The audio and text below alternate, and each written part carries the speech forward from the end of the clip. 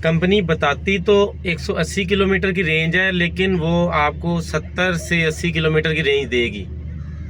उसके अलावा आपको नीचे भी लग सकती है वो गाड़ी। उसके टायर 10 नंबर के टायर हैं, छोटे टायर हैं उसके अलावा स्टीयरिंग में उसके जो है ना वो प्ले है काफ़ी ज़्यादा। जैसे अगर आप सीधे चल रहे हैं तो ऐसे ऐसे करते हैं ना, वो तो उसमें प्ले है काफ़ी ज़्यादा। ठीक है, अस्सलाम वालेकुम दोस्तों, कैसे हैं आप सब? उम्मीद है खैरियत से होंगे। असद अमीन अर्ज़ कर रहा हूं जी क्विक ड्राइविंग स्कूल फैसलाबाद की तरफ से और क्विक ग्रुप की तरफ से, जिसमें हम गाड़ियों के रिव्यूज़ करते हैं, गाड़ियां आपको सिखाते भी हैं, आपको लाइसेंस की तैयारी करवाते हैं, और जो भी ऑटो इंडस्ट्री के मुताल्लिक आपके सवाल होते हैं आप हमसे डिस्कस करते हैं। तो आज मज़ीद एक सवाल हमारे पास बार बार कमेंट सेक्शन में आ रहा था, मुझे इनबॉक्स में बार बार रब्ते कर रहे थे आप लोग, मुझे बार बार आप व्हाट्सएप में इतनी ज़्यादा मैसेजेस कॉल आ रही थी कि यार इलेक्ट्रा जो गाड़ी है मेट्रो कंपनी ने उसको इंट्रोड्यूस करवाया लाहौर में, उनका ऑफिस है गुलबर्ग में, तो हम वो बाय करना चाहते हैं, तो काइंडली एक वीडियो उस पर बना दें। क्योंकि बहुत सारी वीडियोस उस पर लोगों ने बनाई हैं, दूसरे हमारे भाइयों ने बनाई हैं, लेकिन उन्होंने सिर्फ उसके फीचर्स के बारे में बता दिया है। तो मेरा ख्याल है कि फीचर्स के बारे में तो एक आम बंदा भी जाके कंपनी से या जान सकता है, लेकिन हमारा एक्सपर्ट्स का काम ये है कि हम उसकी रियलिस्टिक जो है ना बात वो बताएं, ताकि आपको इन्वेस्टमेंट, आपके पैसे ज़ाया ना हो, आपके पैसे सेव रखना हमारा मकसद है। तो इसलिए मैं वीडियो के साथ हाजिर हुआ हूँ। तो तमाम बातें डिस्कस होंगी, वीडियो तकरीबन 5 से 7 मिनट की होगी इंशाल्लाह ताला। ठीक है, तो सबसे पहले इसमें 10.5 लाख रुपए से ये प्राइस स्टार्ट हो जाती है। मेट्रो गाड़ी है इलेक्ट्रा कंपनी की। ठीक है जी, इसमें 4 दरवाज़ों वाली आ जाती है, 2 दरवाज़ों वाली आ जाती है, और फिर इसमें ना 2 तरह की बैटरियों वाली है। एक 7 HP मोटर वाली है, एक ज़्यादा मोटर वाली है। इसकी जो टॉप स्पीड है ना वो कंपनी 50 किलोमीटर कहती है। ठीक हो गया। उसके अलावा इसमें आपको AC हीटर मिल जाता है, और इलेक्ट्रिक है ज़ाहिर बात है तो ये ऑटोमेटिक ही होती है। इसमें आपको रेस ब्रेक मिल जाती है, हैंड ब्रेक मिल जाती है, और 10 नंबर का टायर मिल जाता है। और बाकी अब आ जाते हैं प्रैक्टिकलिटी की बात। इसमें बहुत ज़्यादा फीचर नहीं है आपके पास कि आपके पास ABS ब्रेकें मिल जाएंगी, आपको पार्किंग सेंसर मिल जाएंगे, आपको क्या नाम है ट्रैक्शन कंट्रोल मिल जाएगी, इस तरह की चीज़ें इसमें नहीं है। अच्छा, अब आ जाते हैं रियलिस्टिक बात की तरफ। इसका जो साइज़ है ना मेहरान से तकरीबन आप लगा लें कि 1 गिट से थोड़ा सा ज़्यादा छोटा है, यानी कि इतनी छोटी है, 1.5 गिट लगा लें आप। ये सुजुकी मेहरान से 1.5 गिट चौड़ाई में कम है गाड़ी, और लंबाई में तकरीबन इसकी लंबाई 8.5 फीट है। चौड़ाई जो है वो 2.25 है, लंबाई 8.5 है। तो मेहरान की जो लंबाई है वो 10.5 फीट की होती है। तो तकरीबन आप लगा लेंगे ये 2.5-3 फीट जो है ना वो लंबाई में भी छोटी गाड़ी है। अब आ जाते हैं जी पावर की तरफ। पावर जो 7 HP की मोटर है ना ये कम है। अगर आप इसमें मतलब वज़न कैरी करते हैं या किसी ऊंची जगह पे इसको चढ़ाते हैं तो वहाँ पे ना आपको ये फील करवाएगी, मतलब मसला करेगी, आपकी ये नहीं चलेगी। 7 HP मोटर बहुत कम है, लिटरली मैं आपको बता रहा हूँ कि ये काफ़ी ज़्यादा कम है।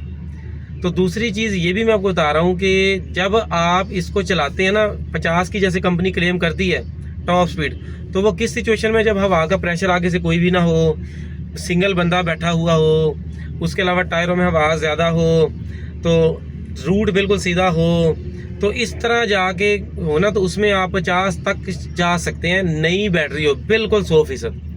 लेकिन प्रैक्टिकलिटी जब आप इसको चलाएंगे ना शोरूम से लेके, तो ये आपकी 40 तक जाएगी, फिलहाल अभी तक 42 तक जाएगी। लेकिन नुकसान है, मैं बताता हूँ को क्या है।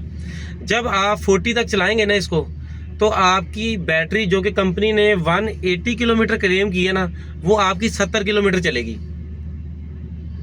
80 की स्पीड पे आपकी तकरीबन 70 किलोमीटर के बाद बैटरी खत्म हो जाएगी। जैसे जैसे आपकी बैटरी कम होती रहती है ना, आपकी स्पीड 40 नहीं रहनी आपकी। जैसे आपने 40 की स्पीड पे चलानी है ना, तो आप 30 से 35 किलोमीटर 30 किलोमीटर चला सकते हैं 40 किलोमीटर 40 की स्पीड पे। ये भी एक अच्छी रेंज है वैसे शहर के लिहाज से, 30-35 किलोमीटर। जैसे बड़े शहर हैं जिसमें उनका आना जाना ज़्यादा है, लोगों का 15-15 किलोमीटर दूर जाना है, तो उसमें आना जाना जो है ना वो 30 किलोमीटर आपका पड़ता है, तो उसमें आप 30-35 की स्पीड पे जा सकते हैं। लेकिन जैसे इस्लामाबाद वगैरह में या कराची में दूर दूर जाते हैं, वहाँ 20-20 25-25 किलोमीटर जाती है, उसमें थोड़ा सा ये प्रॉब्लमेटिक आ जाएगी, क्योंकि इसकी चार्जिंग का टाइम बहुत ज़्यादा है। कुछ चाइना की गाड़ियाँ आई हैं, उनका जो टाइम है ना वो तकरीबन 10 मिनट में चार्ज हो जाती हैं, तकरीबन ये आपकी 5 घंटों में चार्ज होती है।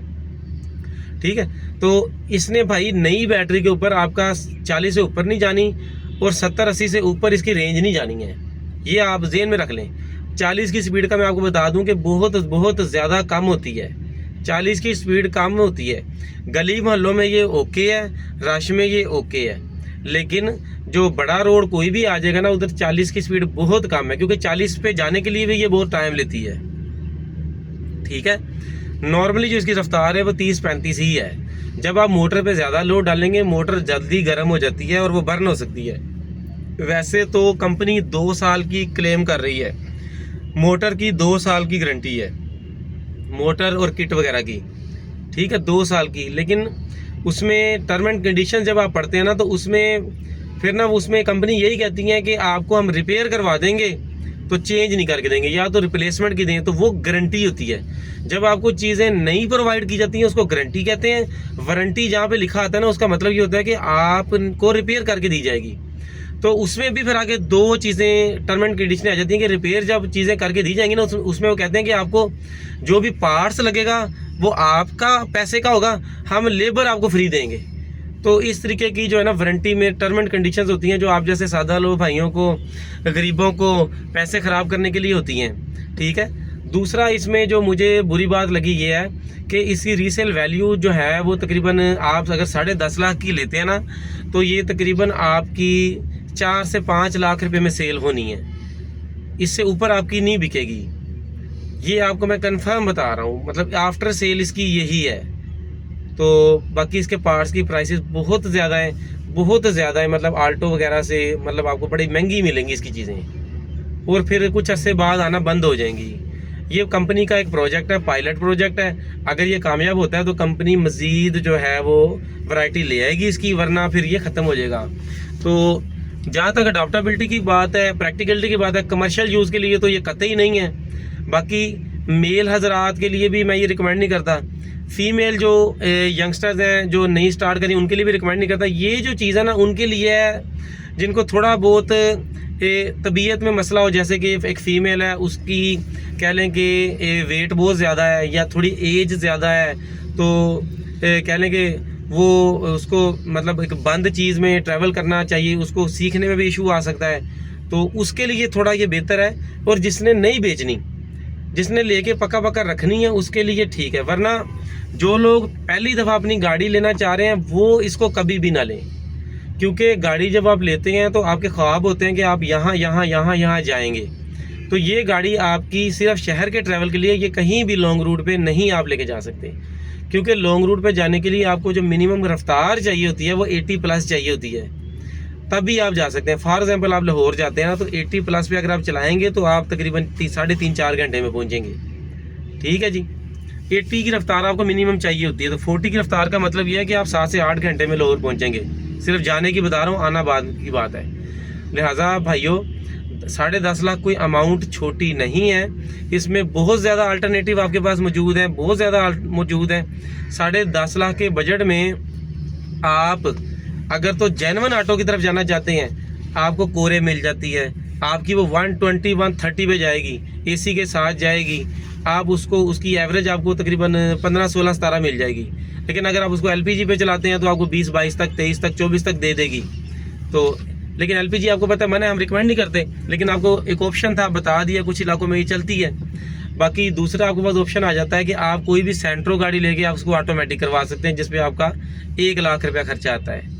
आप कोई भी मैनुअल गाड़ी लेके कोरे उसका गेयर चेंज करवा दें, उस पर आपका तकरीबन 50,000 रुपये 60,000 रुपये खर्चा आता है। 3 गियर ऑटो की बात कर रहा हूँ। 4 गियर ऑटो जो है ना, वो आपका 90,000 का है। 3 गियर में आप 100 से ऊपर नहीं जा सकते।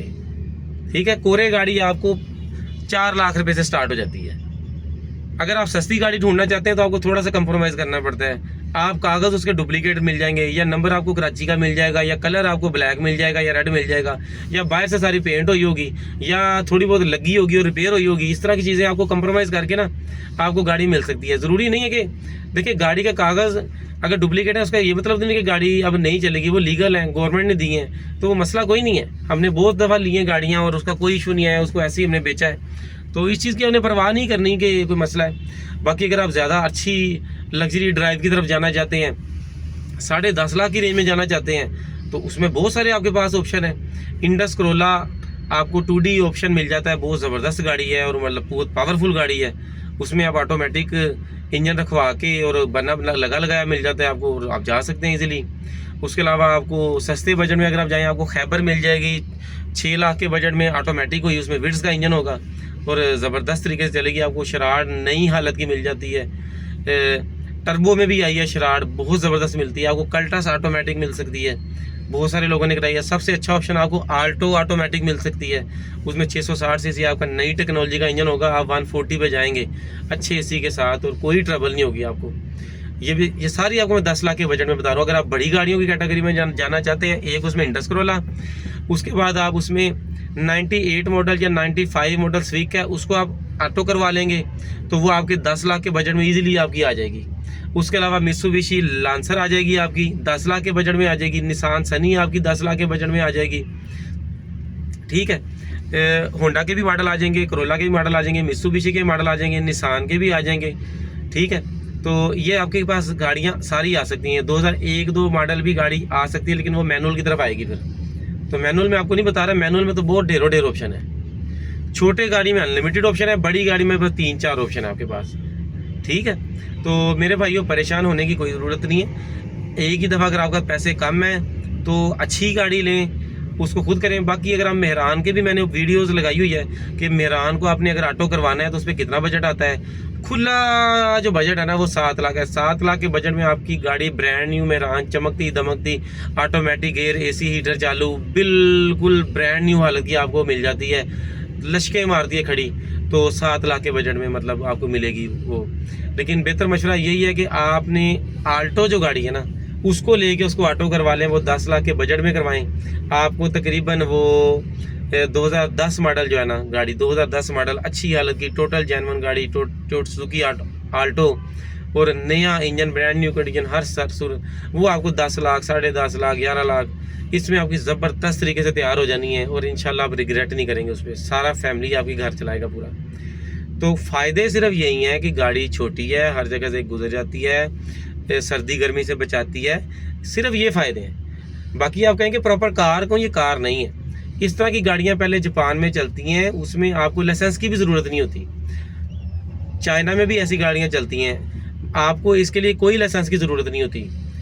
आप मुख्तलिफ रोड्स पे नहीं जा सकते, आप एक ख़ास स्पीड से ऊपर नहीं जा सकते। वैसे तो ये जाती भी नहीं है, लेकिन आप लेके भी नहीं जा सकते अगर आप इसको कुछ कर भी लें अल्ट्रेशन। तो कुछ ख़ास रोड्स हैं, जैसे कि ये इलेक्ट्रा जो गाड़ी है ये रिंग रोड पे या ये आपकी मोटरवे पे, हाईवे पे ये अलाउ नहीं है आपकी। ठीक है ना, क्योंकि वज़न का भी मसला आ जाता है, वज़न कम होता है तो पास से आपके अगर कोई बड़ी गाड़ी गुजरती है ना तो वो ज़्यादा स्पीड में गुजरेगी, तो जिसकी वजह से बॉडी रोल आता है, बॉडी पूरी शेक करती है। ठीक है, तो इसके बारे में एक रूल है कि आपकी जब भी किसी को क्रॉस करना है ना आपने, तो आपकी 20 की लिमिट होनी चाहिए। जैसे कि मोटरवे पे हम ट्रैवल करते हैं ना, तो HTV जो गाड़ी है ना वो उसके लिए लिमिट है 100 से ऊपर आप नहीं चला सकते। HTV गाड़ी, बस होगी, ट्रक हो गया, लेकिन कार आप 120 तक चला सकते हैं। डिफरेंस कितना है? 20। तो कोई भी चीज़ को अगर आप ओवरटेक करना चाहते हैं, 20 की स्पीड से ज़्यादा ओवरटेक नहीं कर सकते। एक बंदा अगर 40 पे चला रहा है ना, आपने अगर उसको ओवरटेक करना है तो आपने उसको 60 से ऊपर नहीं करना। इसी तरह अगर मोटरवे पे इलेक्ट्रा गाड़ी आएगी वो 40 की स्पीड पे चलेगी, तो मोटरवे पे दूसरी गाड़ियां तो 120 पे हैं, तो उनको पहले स्लो करना पड़ेगा, 60 पे आना पड़ेगा। तो 60 की स्पीड पे ला के इलेक्ट्रा को ओवरटेक करेंगी तो वो सारी गाड़ियां स्लो होंगी, तो मोटरवे का मकसद फौत हो जाएगा। मकसद क्या है मोटरवे पे? आपको एक जगह से दूसरी जगह जल्दी पहुँचाना। ठीक है दोस्तों, तो आपको सारी बातें, दिल की बातें आप लोगों के साथ शेयर कर दी हैं। इलेक्ट्रा गाड़ी लेने से मैं मना नहीं कर रहा, लेकिन जिन गरीबों के पास मेरी तरह बहुत ही मस्कीन गरीब है, पैसे नहीं हैं, वो पहली दफ़ा अपनी गाड़ी इलेक्ट्रा लेके ख़राब ना करें, क्योंकि उनके पैसे नहीं बचने, बाद में ये बिकनी नहीं है। ये वही लोग लें जिनके पास सरमाया ज़्यादा है, जिन्होंने बेचनी नहीं है। ठीक है भाइयों, कोई चीज़ समझ नहीं आई तो आप मुझसे रब्ता कर सकते हैं, मेरा नंबर आ रहा होगा। ठीक है, इजाज़त दें अपने दोस्त को, असद अमीन। अल्लाह हाफिज़।